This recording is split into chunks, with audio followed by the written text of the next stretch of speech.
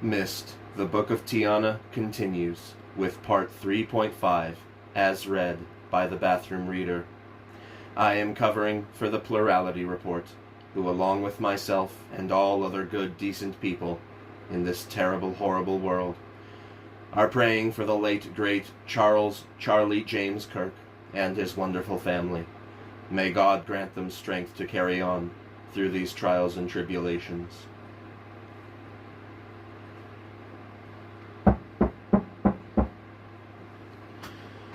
It was an ancient book, great whorls of faded color dotting the pale gray of its musty leather cover like dusty jewels. Looking down at it, Guildmaster Kedry found himself smiling. Until yesterday it had remained unread upon its shelf for close on 1900 years. Kedry looked up at Anna, who sat at one side of the desk, then addressed the young man. "Forgive me, Guildsman, but how exactly did you find this? It is not as if this lay directly on the path of our main search." The young man bowed his head nervously, then spoke. "It was something you said, Master Kedry, last night at supper, you know, about trying to identify possible factors in the search." "Go on." "It got me thinking, Master, about myself, just what kind of person might be granted access to an age. That is, what kind of non-Dani person, naturally." "And?" "Well, my first thought was that such a person would have to have the ear of someone important, someone very important indeed, perhaps even one of the five, and so I went to the list of clerks." "Clerks?" "To the five." "Ah, and what did that give you?" The young man smiled. 6 names. Already Kedry was ahead of him. "Names that were not Dani, I presume." "Yes, Master. There was a time when some of the more talented natives from guild ages and the like were permitted to come here into Dani itself." Kedry raised an eyebrow. "Now that I did not know." "No, Master, for it was a very long time ago, very shortly after the council was first set up in its present form, not long after the Age of Kings." "I see. And these clerks, were they restricted to Dani, or were they granted access to other ages?" The guildsman nodded at the book before Kedry. "I have marked the relevant passages, Master. I am sure there are further entries in the other books." There was a small pile of books on the floor behind the young guildsman. Anna felt a tingle of excitement pass through her. She stood and, crouching, lifted one of the books and opened it, sniffing in the scent of great age as it wafted up to her off of the page. It was an old script, different in several ways from its modern counterpart, yet easily decipherable. In several places the ink had faded almost to nothing, yet the meaning of the text was quite clear. Anna looked across at Kedry and nodded, a feeling of deep satisfaction flooding her at the moment. "Is it not too old, then, Master?" the young guildman asked. "I thought, perhaps, that its age might possibly invalidate it." "A precedent is a precedent," Kedry said, looking to Anna, then reading the passage once again. "We shall find further sources to verify this, no doubt. In further instances, I warrant." He closed the book, then nodded. "You have done well, Guildsman." "Thank you, Master," the young man answered, bowing low, a great beam of a smile on his face.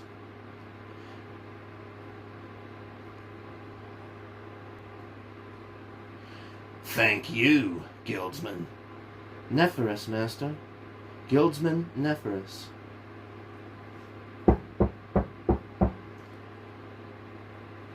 What had taken the full vote of the council to decide took but a single signature to revoke.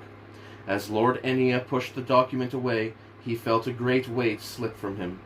He was glad Master Kedry had found what he had found, for he had never felt quite at ease with the decision.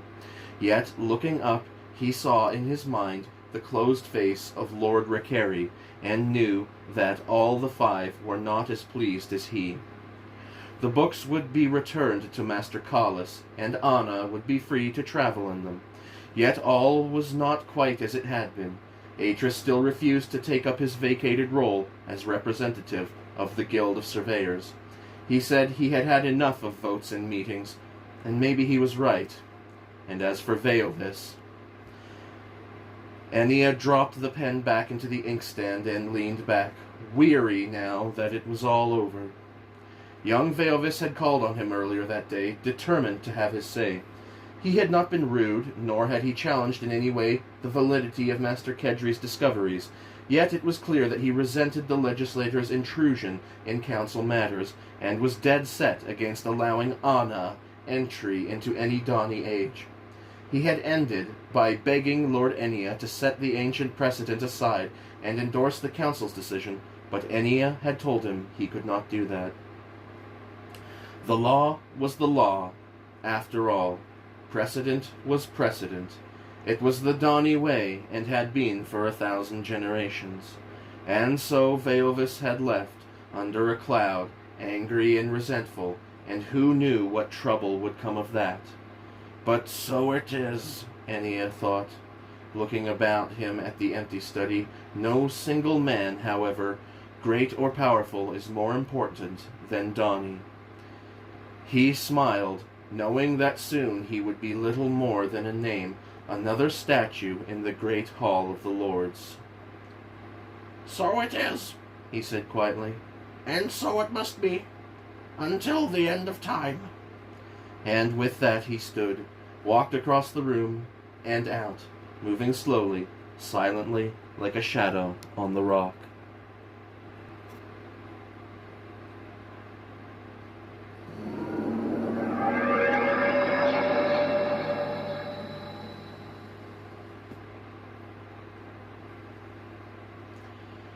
Part 4. Gemedet. Anna waited, crouched just in front of Atris in the narrow tunnel, looking out into the bottom of the well. Just below her, the surface of the tiny, circular pool was black. Slowly, very slowly, sunlight crept down on the smooth, black wall, facing her, a pure light, almost unreal. It seemed so bright, each separate shaft a solid, shining bar in that penumbral darkness. It was cool and silent, yet overhead, far above the surface, the sun approached its zenith. "Wait," Atris said softly. "Just a moment longer." The sunlight touched the still, curved edge of the water. A moment later, the water's depths were breached, the straight beam bent, refracted by the clear liquid. Anna gasped. It was beautiful. The well had a solid wooden lid, but Atris had cut an intricate design into the wood. As the sun climbed directly above the well, so each part of that design was slowly etched upon the dark circle of the pool, until the whole of it could be seen, burning like shafts of brilliant fire in the cool, translucent depths of the water. The Dawny word Shora, peace. Anna smiled and turned to look at Atris, seeing how the word was reflected in the black centers of his pupils. "So that's what you were doing," she said quietly. "I wondered." She turned back, knowing without needing to be told that its beauty was transient, would be gone just as soon as the sun moved from its zenith and the sunlight climbed the wall again. "I made it for you," he said. "I know," she thought. Aloud, she said, "Thank you. It's beautiful." "Isn't it?" They watched together in silence until, with a final, glittering wink, the brightness in the pool was gone. Anna stared into the blackness and sighed. "What are you thinking?" he asked, after a moment. "I was thinking of my father." "Ah." He was silent a long while then. "Come, let's go back up." Anna turned and followed, half-crouched as she walked along the tiny tunnel, then straightened to climb the twisting flight of steps that had been cut from the rock. Atris had worked weeks on this, and all for that one small instant of magic.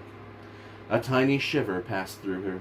She watched him climb the steps ahead of her, noticing how neatly his hair was clipped at his neck, how strong his back and arms were, how broad his shoulders, and realized just how familiar he had become these last few years. As familiar almost as this age they had slowly built together. Stepping out into the sunlight beside Atris, Anna smiled. It was so green. All she could see was green. Forest and grasslands, wood and plain. Why, even the slow, meandering rivers were green with trailing weed. Only the sky was blue, a deep, water-heavy blue. In the distance, a great raft of huge white clouds drifted slowly from right to left, their movement almost imperceptible, casting deep shadows on the hills and valleys below. It had all seemed strange at first, after the desert landscape she had known all her life. So strange that she had spent hours simply staring at the clouds, fascinated by them. She looked to Atris. He was wearing his Donny glasses now, to protect his eyes against the glare of the sun. They all wore them when not in Donny, only she did not have to. "We should go north next," she said, "to the mountains. I could map that area beyond the lake." Atris smiled. "Perhaps, or maybe that long valley to the northeast of here." She looked down, smiling, knowing exactly why he was interested in that area. They had passed through it several weeks ago on their way back from the peninsula and had noticed signs of long dormant volcanic activity. She had seen the tiny gleam of interest in his eyes. "If you want." They walked on, talking as they went, continuing the discussion they had begun earlier that day. Wherever they went, they talked, making observations on the physical signs of this world, and debating which small changes to the words and phrasing might have caused this effect or that. Sometimes Atris would stop, crouch down with the notepad balanced on his knee, and would write down something he or she had said, wanting to capture it, ready to enter it into the book of commentary they had begun 6 months back. Already they had filled half the great ledger with their observations, and each day they added to it with words and maps and drawings. A long slope led to the encampment, which was sited at the head of a verdant valley. To one side of that grassy plateau, the earth had folded and a great slab of smooth black rock jutted from the green. Just above it a slow-moving river pooled, then fell sheer 200 feet to the valley floor in a clear, narrow curtain. The sound of the falls was ever present, a counterpoint to the exotic echoing cries of birds from the wood that climbed the steep slope behind them. To the north were mountains, to the south the great ocean. It was a beautiful place. Atris's tent was to the left of the camp, its long frame of green canvas blending with the background. A smaller, circular tent, its canvas a vivid yellow, stood just beside and was used for stores. Until a week ago there had been a third tent, the twin of Atris's, but now that the cabin was habitable, Anna had moved in. It was not finished yet. Atris had yet to cut and fit the wooden floor, but the roof was on and it was dry. Beside Anna's section, which was screened off, Atris had set up a temporary lab, which they planned to use until they had built a proper, permanent laboratory a little way farther up the slope. They walked across. A trestle table stood just outside Atris's tent, in the shadow of the canvas awning. On top of it, its corners held down by tiny copper weights, was the map Anna had been working on earlier, a clear, thin cover of Donny polymer laid over it in case of rain. The map was remarkably detailed, a color key on the right-hand side of the sheet making sense of the intricate pattern of colors on the map itself. Areas of the sheet were blank, where they had not yet surveyed the land, but where they had, Anna had provided a vivid guide to it, one that not only made sense of its essential topography, but also gave a clue to the types of soil and thus vegetation that overlay the deeper rock formations.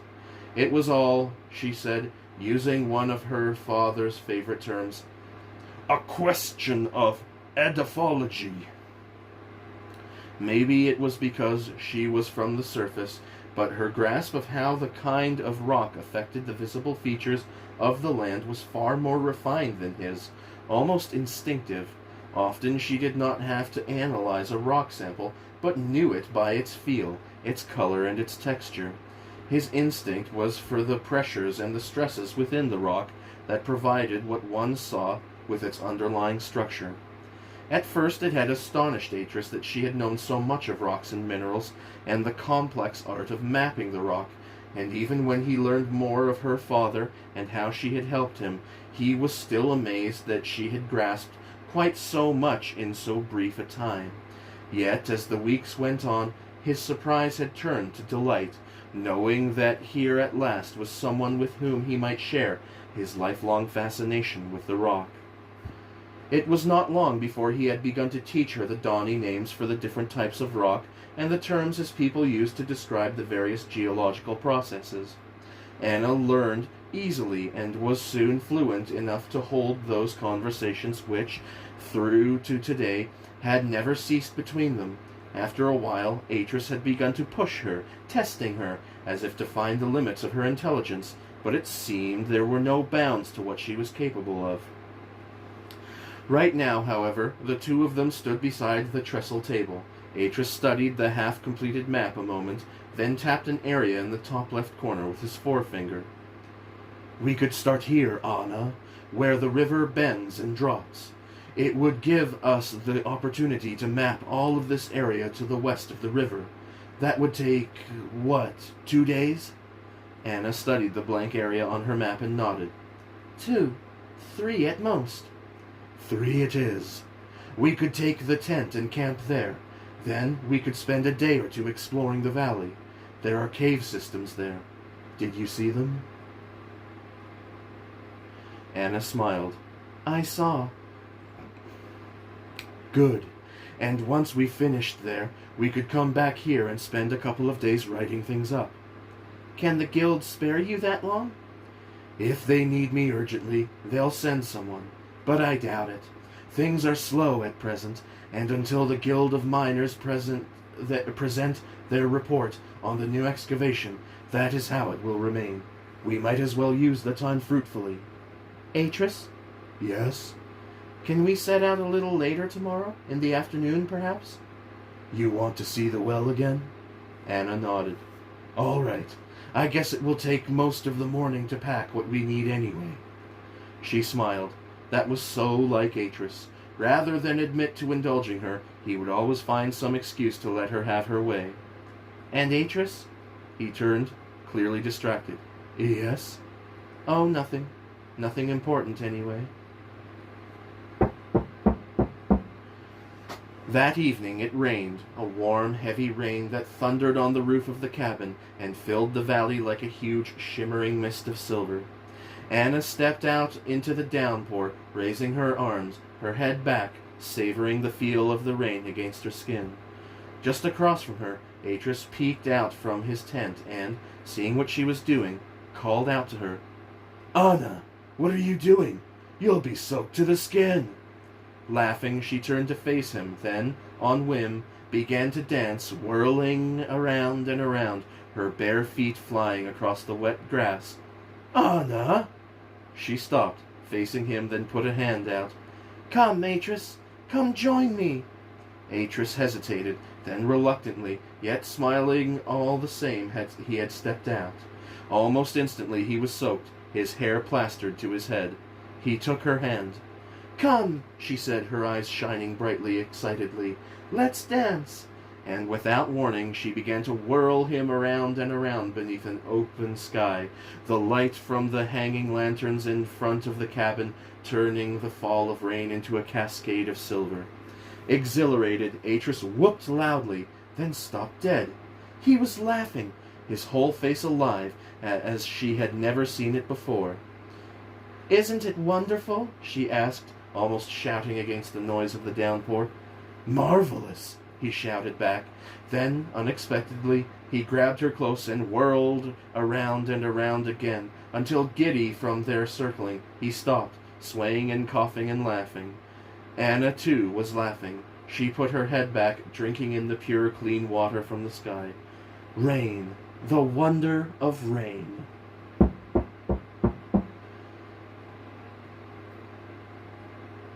Anna stood behind the wooden partition, toweling her hair. Outside the rain still fell, but now it could be heard only as a gentle murmuring patter against the roof. Soon the storm would pass. She had changed into a dry, woolen dress of cyan blue, her favorite color, fastened at the waist with a simple cord. Folding the towel, she dropped it onto the end of her pallet bed, then turned full circle, looking about her. There were books wherever she looked, on shelves and surfaces, and on the narrow wooden table in the corner, scientific equipment, the polished brasswork gleaming in the lamplight. Anna sighed, feeling a real contentment. For the first time in a long, long while, she was happy. To be honest, she had never worked so hard, nor felt so good. Before Atris had asked her to work with him on the creation of this age, she had felt useless. But now she had a problem. Anna sat on the edge of her low bed, staring at the bare earth floor. Perhaps it was the dance.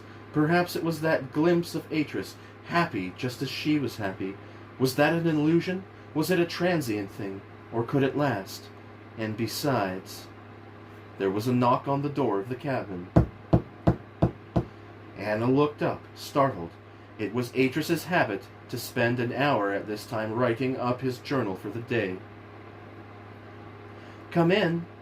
Atris stepped inside, his right hand drawing his dark hair back from his brow. "I wondered if you were all right." She smiled up at him. "I'm fine. It was only rain." Atris stood there a moment, hesitant, not sure what to say. Then, "Would you like a game of Gemidet?" "All right." He grinned, then nodded and turned away, returning to the table to bring the grid. Smiling, Anna stood, then went across to clear a space on the table. Gemidet, or Six in a Line, was the most popular of Dani games. She had seen a close variant of the game in Tajinar, played by the Chinese merchants, but the Dani version was played not on a two-dimensional board, but on a complex three-dimensional grid, 9 squares to a side. It was, she thought, the perfect game for a race embedded in the rock, whose thinking was not lateral, but spatial. Atris returned a moment later, setting the grid down on the table. It was a beautiful thing, of hand-carved lilac jade, as delicate-looking as a honeycomb, yet strong. Strong enough to have survived 1,000 games without a single chip or blemish. The base of the grid was a polished hemisphere of topaz on which the grid revolved smoothly. Long silver tweezers, called redante, were used to slip the playing pieces into place, while the pieces themselves were simple polished ovoids of green tourmaline and dark red almandine. Both the redante and the stones were kept in a velvet-lined box, which Atris now opened, placing it on the table beside the grid, so that both of them could easily reach it. Anna smiled. She had fallen in love with the set at first sight. They sat, facing each other across the table. As ever, Anna went first, slipping her first stone into place, deep in the heart of the grid, giving herself the maximum of options. For an hour or more they played in total silence, each concentrating on the pattern of the stones. After a while, the patter of rain on the roof stopped. Night birds called in the darkness of the woods outside. Inside, the game went on, beneath the lantern's light. Finally, she saw that she had lost. Atris had only to place a single stone in the bottom left-hand corner, and there was no way she could stop him making 6. Anna looked up and saw, by his smile, that he knew. "Another game?" She shook her head. Was now the time to speak, to tell him what she had been thinking earlier? "What is it?" he asked gently. Anna looked down. I'm tired, that's all." "Are you sure?" She gave a single nod. It had been a good day, an almost perfect day. Why spoil it? "Shall I pack the game away?" he asked after a moment. "No," she said, looking up at him and smiling, content now that she had decided. "I'll do that in the morning. Besides, I want to see how you managed to beat me." Atris grinned. "Experience, that's all." At that moment, there did not seem to be so many years' difference in their ages. In human terms, Atris was old, as old almost as her father, but in Donnie terms, he was still a very young man. Why, it was quite likely that he would live another 2 centuries and more. But was that also why she was afraid to speak of what she felt? "I'll leave you then," he said, standing, the lamplight glinting in his face, in his fine, dark hair. "Good night. Sleep well, Anna." "And you," she said, standing. He smiled, and then he left, leaving her staring at the door, the words she wanted so much to say unsaid, while outside the night birds called, their cries echoing across the darkness of the valley.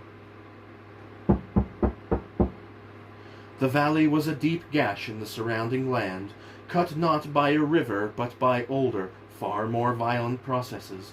Bare rock jutted from the slopes on either side, then the folded pattern of its strata, long exposed to the elements, so that the softer rocks had been heavily eroded, leaving great shelves of harder rock. At one end of the valley, in the shadow of a particularly long shelf, were the caves. It was there that they began their survey. Anna knew what Atris was looking for, and it was not long before he found it. "Anna, come here, look!" She went across to where Atris was crouched in the deep shadow of the overhang and looked. "Well?" he said, looking up at her triumphantly.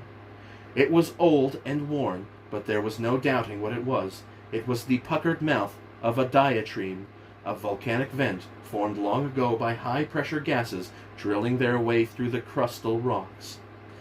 For the past 2 days they had kept coming upon signs that there was a volcano somewhere close by.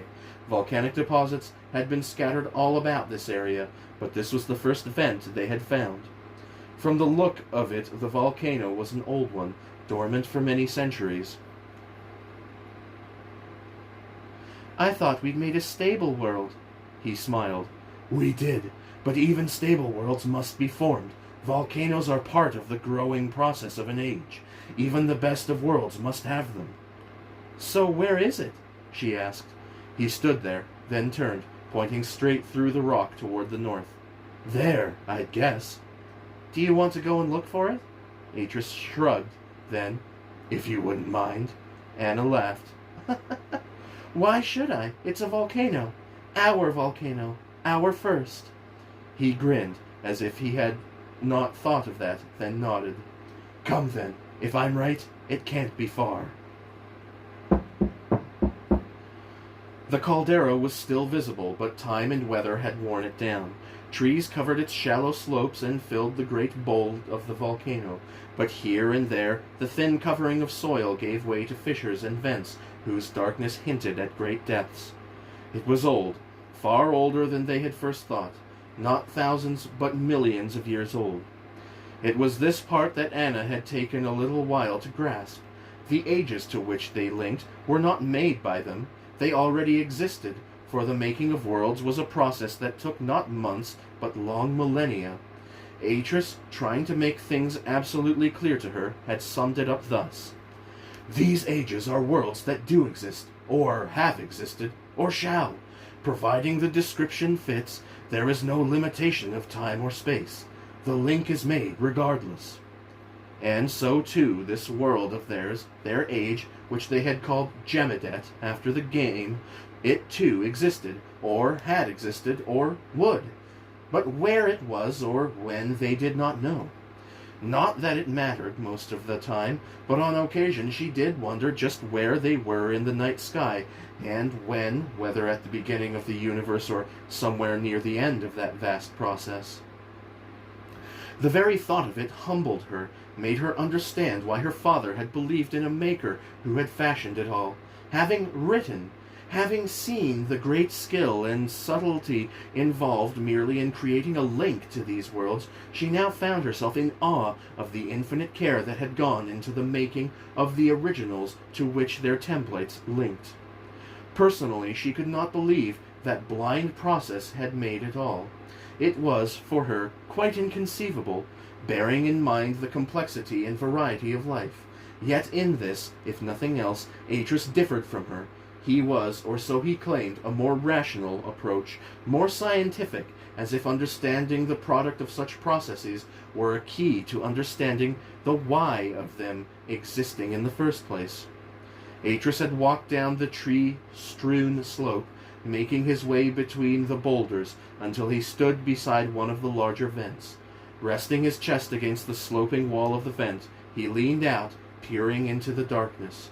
For a moment, he was perfectly still. Then he turned his head, looking back at her through his dawny glasses. "Shall we go in?" Anna smiled. "All right, but we'll need to bring a rope from the camp." Atris grinned. "And lamps, and—" "Your notebook." A look of perfect understanding passed between them. It was time to explore the volcano.